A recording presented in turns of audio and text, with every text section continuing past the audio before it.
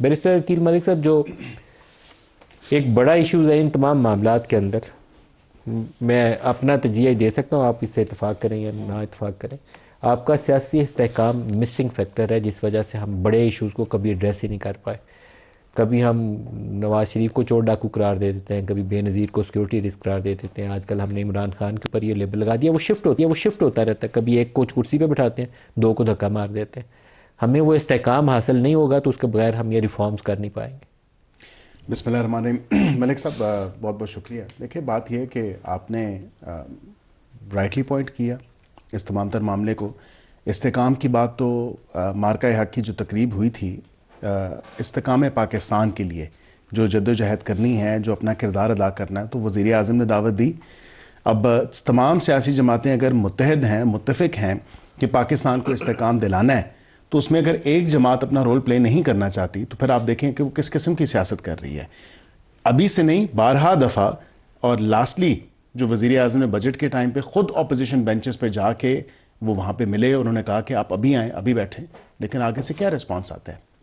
اب میں سمجھتا ہوں کہ کچھ تھوڑا سا ادراک ہو رہا ہے. کل ان کی پارلیمانی پارٹی کی جو میٹنگ ہوئی ہے اس کے بعد سے یہ تھوڑا سا یہ انٹروسپیکشن ان کی جماعت میں ہو رہی ہے، اور دیکھا جا رہا ہے کہ جو بانی کی پالیسیز ہیں، جو بانی کے بیانات ہیں، ان کو جو ہے ایز اٹ از جو ہے with a pinch of salt لینا چاہیے. اور کیونکہ ان کے لیے خود اس ملک میں سیاست کرنا ان تمام اراکین پارلیمنٹ کے لیے اور اس سیاسی ماحول کا حصہ رہنا بڑا ایک مشکل مرحلے سے وہ گزر رہے ہیں. اس چیز کا تو ان کو ادراک ہے، اور آئندہ آنے والے دنوں میں کم از کم یہ دیکھ رہا ہوں کہ تھوڑا جو ہے ایک ڈسٹنس اپنے آپ کو رکھے گی جو اراکین پارلیمنٹ ہیں، جو چاہتے ہیں مفاہمت کا رستہ اختیار کرنا چاہتے ہیں، بات چیت کا رستہ اختیار کرنا چاہتے ہیں، بیٹھنا چاہتے ہیں، جو جمہوریت پہ یقین رکھتے ہیں، جو چاہتے ہیں کہ سیاسی جماعتیں بیٹھیں آپس میں، کوئی نہ کوئی رستہ نکلے.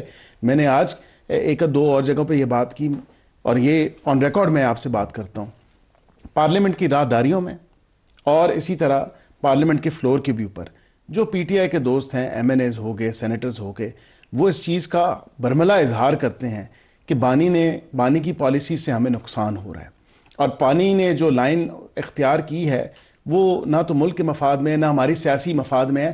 ہیونگ سیڈ دیٹ، وہ ساتھ کہتے ہیں کہ نرم رویہ اختیار کریں، کوئی مفاہمت کا رستہ اختیار کریں. آپ سٹنگ منسٹر ہیں اور پاکستان میں ڈیموکریسی کا اعلیٰ معیار دیکھیں کہ آپ عمران خان کو بانی کہہ کے پکار رہے ہیں. آپ سٹنگ منسٹر، میں تو اس کا نام بھی لیتا ہوں، نام ہے عمران احمد خان، آپ بانی کہہ کے پکار رہے ہیں. مطلب ایک کمزور آدمی تو وہ چلو بول دے. نہیں، میں تو کہتا ہوں عمران خان. لیکن آپ اتنا ہے ہمارے اوپر پریشر. مجھے یاد ہے کہ پچھلے دور میں آپ ہی پی ٹی آئی کی حکومت ہے، آپ کی حکومت نے، ان کی حکومت نے نواز شریف کی تصویر دکھانے پہ پابندی لگا دی تھی. میں نے کہا یار فارمر پرائم منسٹر ہے، خدا کا نام لو، کیوں لگا رہے ہو؟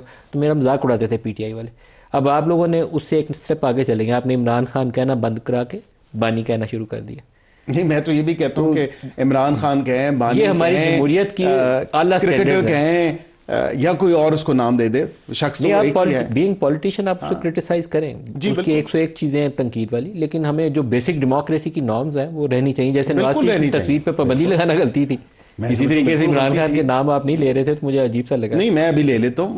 مجھے تو دیکھیں نا، اس میں کوئی قباحت نہیں ہے کسی کا نام لینے یا نہیں لینے سے. آئی تھنک کسی بھی کونوٹیشن سے، کسی بھی نام سے، کسی بھی لقب سے ان کو بلایا جائے، سب کو پتہ تو ہے کہ یہ انہی کی بات ہو رہی ہے. پاکستان میں نواز شریف صاحب کے حکومت میں وہ پرائم منسٹر تھے تو ڈان لیکس بڑا ایک مشہور و معروف کیس ہے، ڈان لیکس بنا تھا پاکستان میں.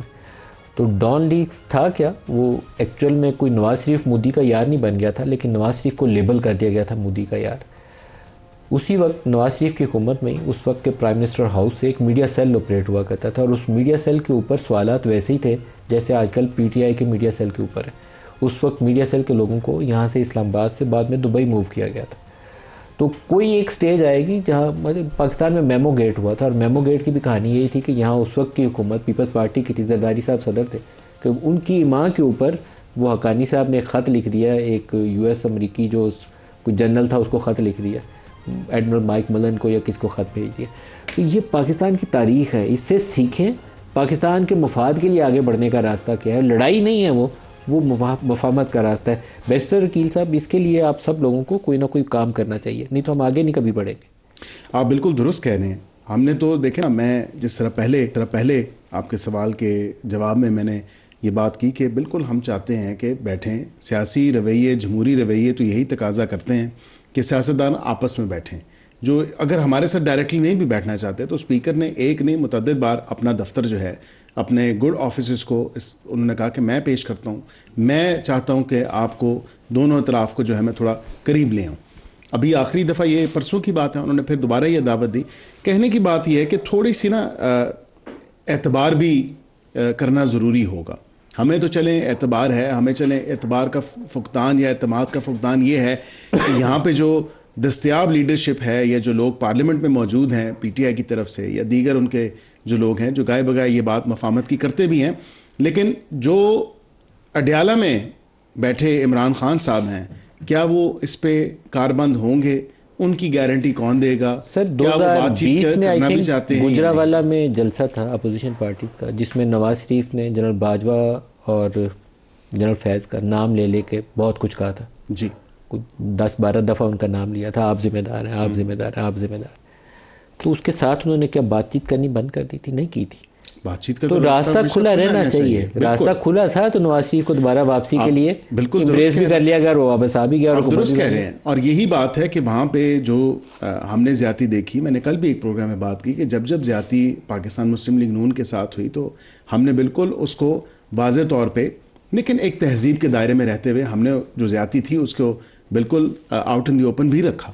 ہم نے بھی کہا کہ یہ زیادتی ہمارے ساتھ کی گئی ہے. جو اعلیٰ کار بنے وہ تمام تر لوگ جو ہیں بالکل وہاں پہ موجود تھے.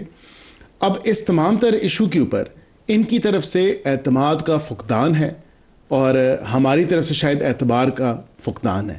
اس کو کم کرنے کے لیے وہ لوگ جو واقعتاً اس میں سینٹرل رول پلے کر سکتے ہیں، شاید عمران خان ان کی بھی نہ سنیں، کیونکہ انہوں نے خود اتنے ایک ہائی مورل پیڈیسٹل پہ اس کو بٹھا دیا ہے کہ وہ ادھر سے اگر 1 انچ بھی نیچے ہوگا ملک صاحب تو آپ یہ خود بخوبی جانتے ہیں کہ جو لوگوں کی طرف سے یا ان کی سوشل میڈیا ٹیمز کی طرف سے جو ریاکشن آنا ہے، کیونکہ اس کو ایک ایسا پارسا بنا کے پیش کیا گیا ہے کہ وہ اس پوزیشن سے ہٹ ہی نہیں سکتا.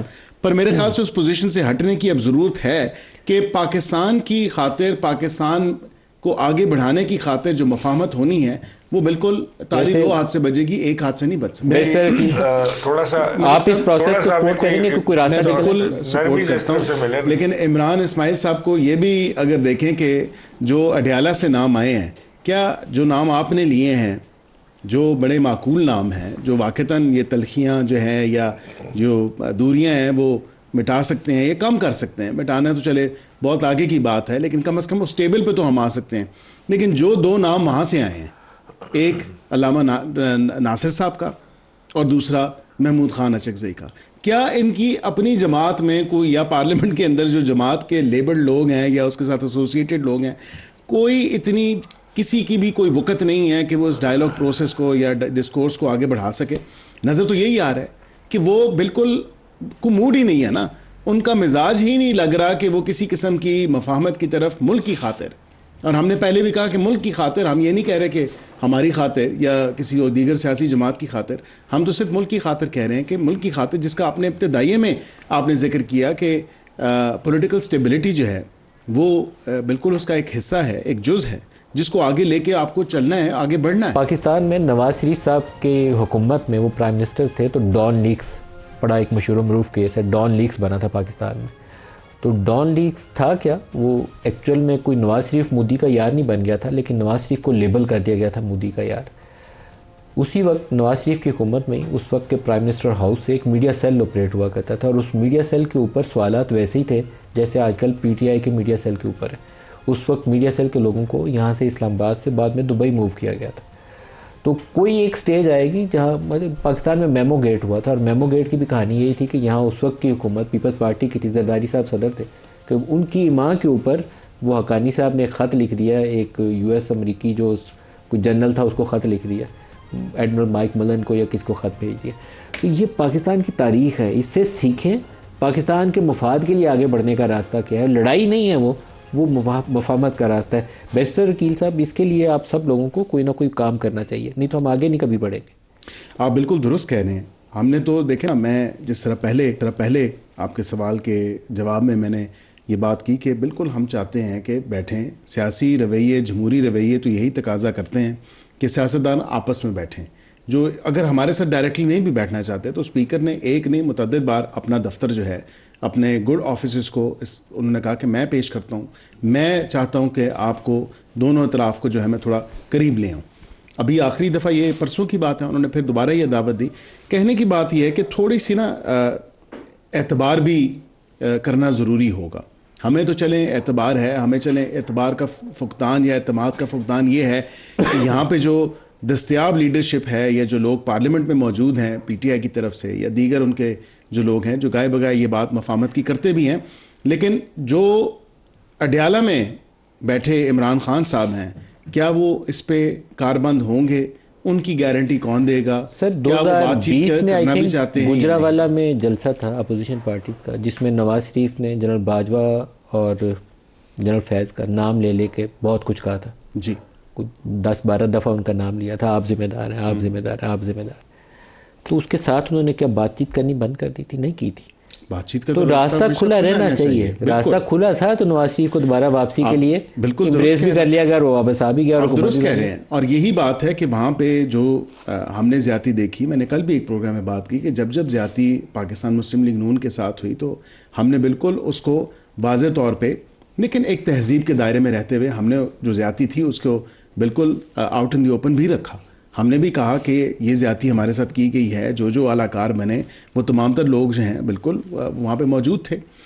اب اس تمام تر ایشو کے اوپر ان کی طرف سے اعتماد کا فقدان ہے اور ہماری طرف سے شاید اعتبار کا فقدان ہے. اس کو کم کرنے کے لیے وہ لوگ جو واقعتاً اس میں سینٹرل رول پلے کر سکتے ہیں شاید عمران خان ان کی بھی نہ سنیں, کیونکہ انہوں نے خود اتنے ایک ہائی مورل پیڈیسٹل پہ اس کو بٹھا دیا ہے کہ وہ ادھر سے اگر 1 انچ بھی نیچے ہوگا ملک صاحب تو آپ یہ خود بخوبی جانتے ہیں کہ جو لوگوں کی طرف سے یا ان کی سوشل میڈیا ٹیمز کی طرف سے جو ریاکشن آنا ہے, کیونکہ اس کو ایک ایسا پارسا بنا کے پیش کیا گیا ہے کہ وہ اس پوزیشن سے ہٹ ہی نہیں سکتا. پر میرے خیال سے اس پوزیشن سے ہٹنے کی اب ضرورت ہے کہ پاکستان کی خاطر, پاکستان کو آگے بڑھانے کی خاطر جو مفاہمت ہونی ہے وہ بالکل تالی 2 ہاتھ سے بجے گی, 1 ہاتھ سے نہیں بج